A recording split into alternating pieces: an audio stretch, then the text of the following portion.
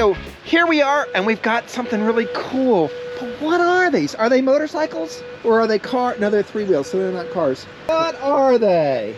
So the Polaris Slingshot is legally classified as an autocycle. It slots right in between a motorcycle and an automobile. And the state of Massachusetts is the only state you need a motorcycle endorsement or license to drive it legally. Polaris. Tell me about who the Polaris company is. What else do they make? Polaris is a power sports company. They also do have some boat brands as well, and snowmobiles, ATVs, side-by-sides, both recreational and utility side-by-sides. And then, of course, the Slingshot, the autocycle. So how are they powered? They are powered by a Polaris ProStar 2-liter 4-cylinder that revs up to 8,450 RPM, and it has 204 horsepower. So it's like a regular small car engine. Yes, it is technically a Polaris engine, so it's not subject to, since it's an autocycle, it's not subject to the same government standards for fuel economy, etc. What's the drive wheel?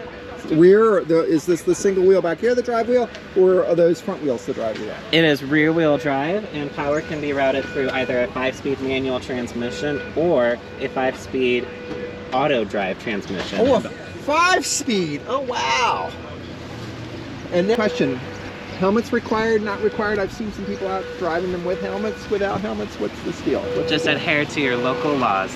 Okay, that's good, that's good, that's good. All right, let's talk about the Brembo brakes. Yes, Brembo brakes up front on Slingshot R models and Slingshot 10 models. Okay, and what do we have? All black one here, and then the red one, what's the red one? The red one is the Slingshot 10. That is a limited edition anniversary model since Slingshot had started sales in 2015. Now it's 2025, so we are celebrating 10 years of Slingshot. Oh, cool. All right, so price points. Starts at $25,000, and sky is the limit for whatever you want to put on them. Accessories come in handfuls. You can just put as many accessories on them as you want, from a roof, car covers. You can do heated and ventilated seats, as you will see on the Slingshot 10 here. The buttons are at the very bottom of the seat there. So on a bit of a more chilly day like today, you can activate your heated seats, or if it's hot outside like in California, you can turn on your ventilated seats. Fuel. Fuel, it's got a 9.5 gallon tank about there. You can go up to about 280 miles on a tank of gas, and it takes premium. Is there any space here for cargo? We do have 2 cubbies behind the driver and passenger seats. Oh yes. So both passenger seat and... Both the passenger seat and the driver okay, seat. so yeah, so let's put a helmet in there and see that you can actually... So you could put like a laptop bag, you could put some... you could put groceries in there, actually. All right, so here we go. Okay, so you start it with a button there. And this is a manual, so...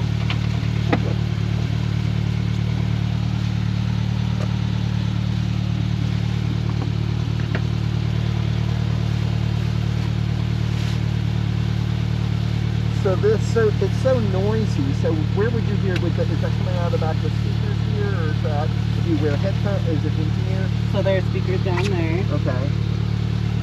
And it does have Apple CarPlay. Android Auto. 5-speed. So it's regular 5-speed with a regular clutch down there. Mm-hmm. Okay. All right. Then visor down.